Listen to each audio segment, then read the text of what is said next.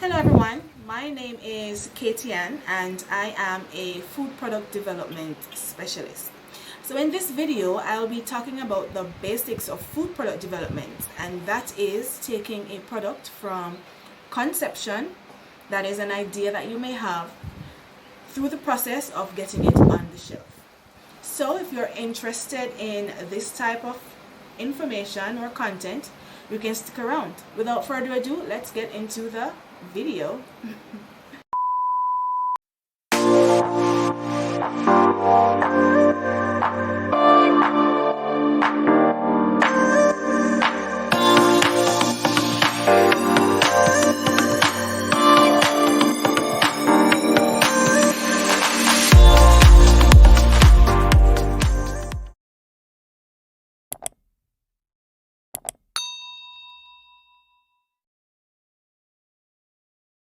Okay, so from the title, you will see that we're going to be discussing food product development, and this is just the basic steps.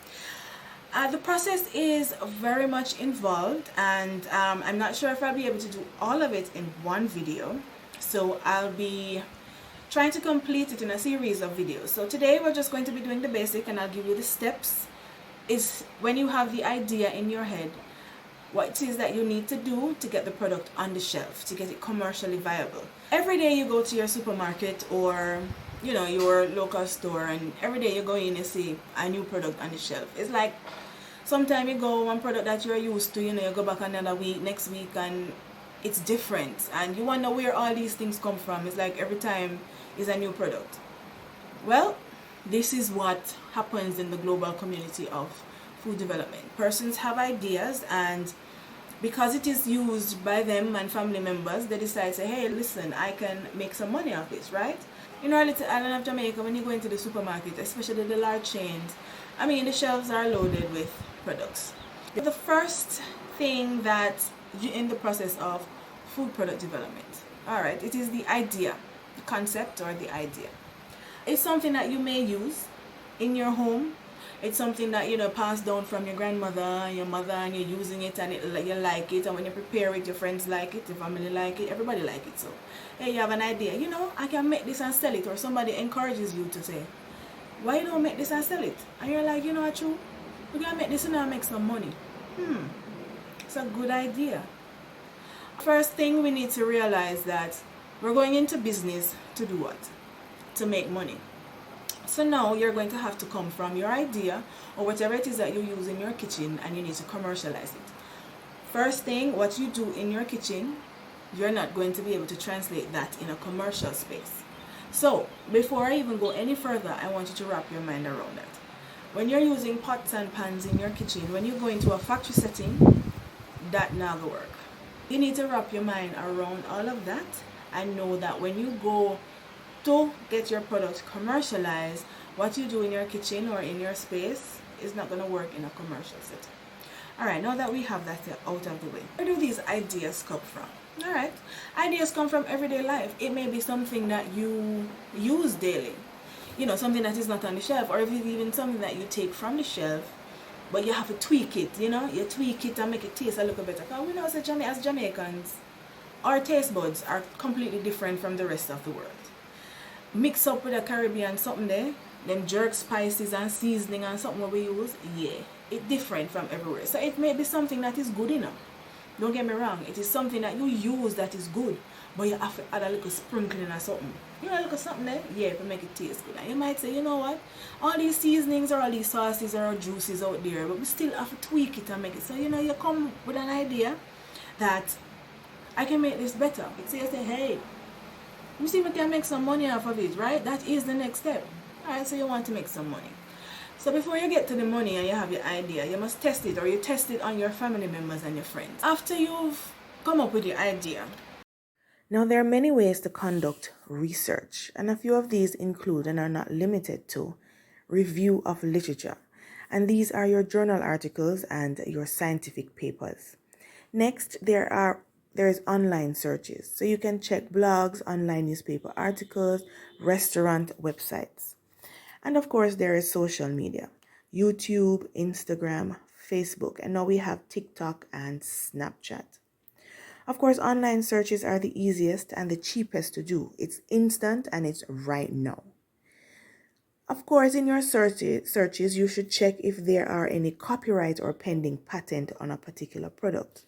You don't want to put something out there and then you end up getting sued for breaches.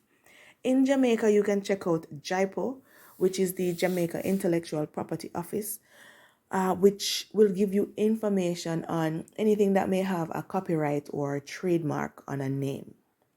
Also do checks with international association for patents.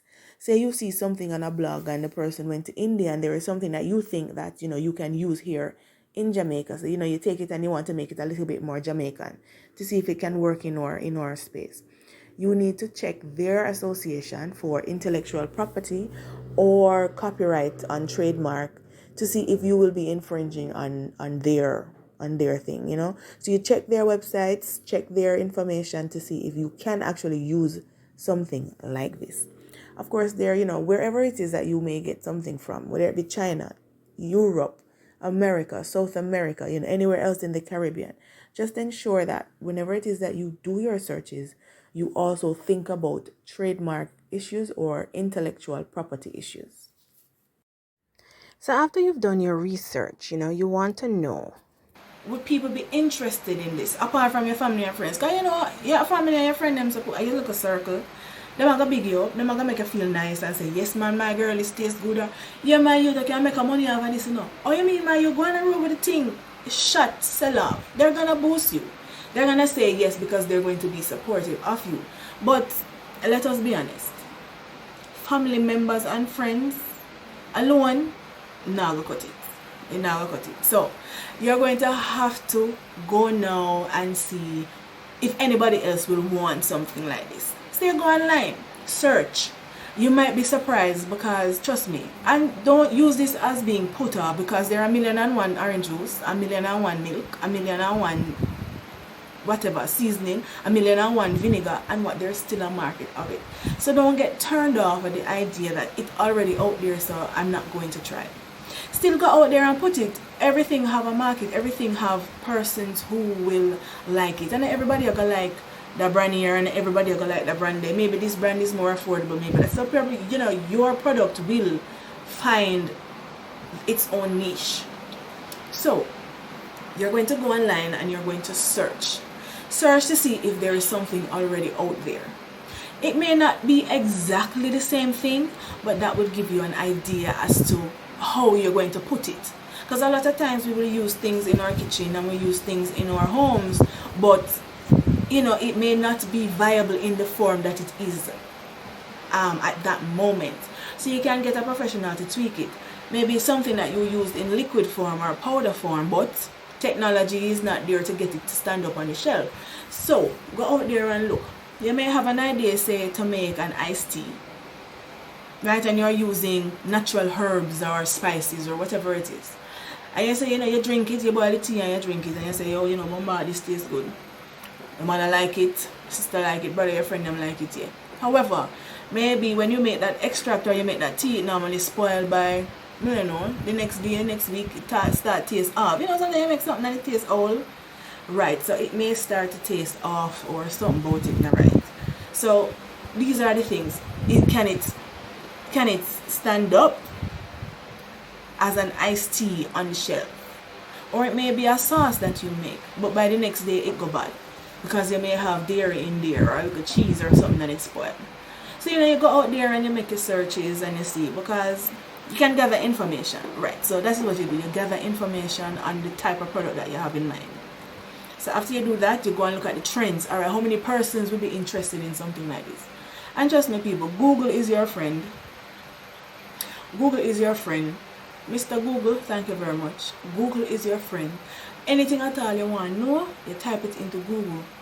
How can I XYZ? What is this? What color is Google have it? So just type it in a Google and see what you can come up. If you have few results, then that is a good thing. If you have no results, that's probably an even better thing. Maybe. It means then that nobody has this idea. So if you are the first generation of doing something like this, then you're gonna leak and so the market don't set. However, it could mean that people have tried it and they just were not successful in getting it because it just comes with a whole heap of problems, or it's just not stable, or it cannot be done. The technology not invent yet to do it. You go online and you do your search and you look at the trends and also the opportunities. What is going on in the world? Where are consumers' headspace? What is it that they want? You can find a lot of things online. What are consumers looking for? Are they looking for convenience? So if your product is something that they can just, especially these young people nowadays, if it's in a pack, one box or something, them can just take it out and blops. It's there. Them not have to do no little preparation, no whole heap of array. It just dead and it tastes good and it's nutritious.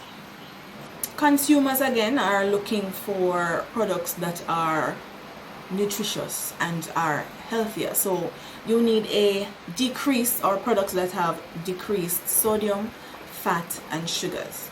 And they want functional products that are high in mitigating against certain lifestyle diseases, such as our non-communicable diseases, hypertension and diabetes, or the sugar as my local Jamaicans will call it, sugar, right? So you want functional foods that will help to give you a little bit of boost. It tastes good, but it is also healthy. So you can look where your product will fall into all of that. Moving on, after you've brainstormed, or have you come up with your ideas and you're going to brainstorm and you've done your research to see if there's anything such as that on the market, all right, then you're going to decide on your packaging. How do you want to present this product to consumers? Are you going to put it in a plastic bag? Is it going to be in a glass jar? Is it going to be in a bottle? You know, depending on the type of product, then you're going to research on the package. Can you get this package readily available? And you know, a lot of times in product development, especially in Jamaica, we do not manufacture a lot of these packaging materials. So you have to import, or you have to get it from a manufacturer or a supplier, a supplier that import, and it is difficult or it's not available. So you have to ensure that whatever it is that you choose to use is readily available to you and cost effective. So you decide on your packaging material. Do you want it, and along with the packaging material, you're going to say, do you want it to be shelf stable or do you want it to be refrigerated? It is easier as a new person coming out on the market to get something that is shelf stable. Reason being, when you have a product that you have to refrigerate, it is going to cost more, because to store that product in a supermarket or in a wholesale or anywhere that you plan to sell this product is going to be more expensive. They're going to charge you to store in the fridge or in the freezer. While it's on the shelf, you can leave it there, and you want to ensure that the shelf life is a long span. You don't want something that is going to spoil in 3 weeks, especially if you're just starting out. No, it's going to be on the shelf while you do your marketing for a little while, so that people will know and people will come and buy it and see it, or come to the supermarket and book it up and say, oh, you know, this look interesting. What is? You don't want to put something on the shelf that is only going to give you 3 weeks. You want a couple months, especially if it is a new product and a new concept. Not to say that everything can be shelf stable and everything, you know, needs to be shelf stable. It is very important that when you are considering putting a product on the market, you have all of that, you take all of that into consideration, right? The shelf stable product, the type of packaging material, if it's something that can be shelf stable like meats, dairy products, etc., you know, and it has to be on the shelf, then you have to ensure that the packaging material that you're putting it in can stand up or withstand shipping and traveling, right? So the packaging material is very important. Packaging material also enables or help with extension of shelf life. When you have a product, you put it in the right packaging material. Yeah. Look at milk, for example. Milk generally never lasted more than 2-3 days, 4 days. Never go up to a week. Back in the day, remember them milk, yeah. And it normally spoil quickly. However, with the process or the technique and the packaging material, the ultra high temperature and the pasteurization of the milk, now we can have milk on the shelf for months. But once you open it now and you cut through that packaging and you burst the seal and it's now exposed to air and the environs, then you have to now store it in the fridge, and after that it don't last too long. So again, your packaging material is important, right? Packaging material is very important when you're coming into and doing product development. So again, research packaging material. Also, when you are making your product, you want to be able to have a product that can supply a wide range or wide cross section of the population. You don't want it only to market or appeal to women, children, men. You want something for the general population. That means when you put your product out there, you have more money to make, because that's the whole issue of going into business, is to make money. Yeah. So if the more persons you can sell it to, the better it is for you. Now, I'm not knocking niche market. Every product have their own market, or whoever it is that you're appealing to. Niche market is good too, because if you're only selling to a select area of the population, then you can price your product and you can make your profit based on that. Is it going to be for only the local jurisdiction where you want to sell it? Do you plan to export it? Will it be something that is welcomed in that market or that jurisdiction? These are the things that you look at when you have an idea. After you've done that, you're going to develop your prototype. So you're going to go out, you're going to get the package that you desire, try it, I don't know, maybe it's like a bottle that you reused, you see it look nice, so you're going to try it, make a prototype and put it in the bottle and see how it goes. Once you've developed your prototype, that is the sample of the product, that's what we refer to it as, a prototype, then you're going to taste it. Ensure that if you need adjusting, you make it over fresh. Maybe too fresh, you need to add a little bit more sugar. Maybe too salt, you need to reduce the salt that you put in there, because again, remember I said too much salt, high sodium, hypertension, high blood pressure, right? So you want to ensure that it tastes good, it is appealing, right? So after you've done that now and you taste that, now we move on to the next phase. Now you've tasted it, you're ready to give a little sample now to your family and friends. So you're going to get some packaging material, you're going to put it in there, leave it for a couple of days, make sure that it is not spoiling. Give it out now, not just family and friends. Give a friend so that they can give a friend or a co-worker. Send it around, let them other person taste it and see how it's going. Remember I say you must research to see if anybody else may want the product or may be interested in something like this. Alright, so this is now your little market survey, your little testing on the market, right? So you're going to send it out or you're going to sell it to other persons and then get feedback. Now with that feedback, you're going to adjust the prototype that you did, because maybe to your liking, but remember now, you're not the person that is buying the product. So probably people are going to say, me like it, it tastes good, I don't want this, I don't want that. Sir, you're not the one buying the product, sir. You're selling it to other people, sir. So you're going to have to get feedback from the persons who you're going to, or potential people you're going to sell it to. And maybe majority of them will say, boy, this too sweet, or boy, too fresh. No man, this one a little bit more spice. So that is what you do when you give out. So you're going to make a big batch now and you're going to send it out there to get market survey and you're going to come back to it. So yeah. Okay, well, it was a lot to take in. So again, comment down below if you have any questions and I will answer as best as possible. And stay tuned for the rest of the videos that will be coming your way. So if this content is something that you'd like to see or continue to hear, please subscribe and then hit the notification bell so that you can get notification when I upload a video. Alright, well, thank you. Bye. Adios.